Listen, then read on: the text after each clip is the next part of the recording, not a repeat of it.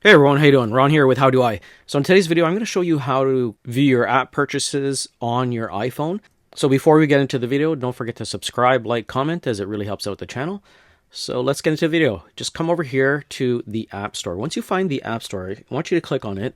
Once you click on it, click on your profile at the top right. And now what you want to do is come over to Purchase History. And now you can see all the purchases that you've done over the months, and you could filter this by 30 days, 90 days, and by custom as well. So you click on custom, and you can even look at some of the purchase history. As long as you're using the same Apple ID that you use to purchase apps, you can look at the history from as far back as that account has been dated. You could also filter by type, if you want to get granular and you want to look at apps, subscriptions, music, videos, books, AppleCare Plus, or other.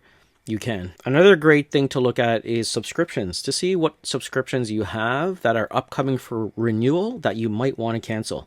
So you click on subscription, and you can see over here, I've got this AI Translate that's going to renew August 25th of 2025. And if I don't want that, I could come over here, click on it, and I could cancel the subscription. And you can see at the bottom, it says if you cancel now, you can still access your subscription until August 25th, 2025.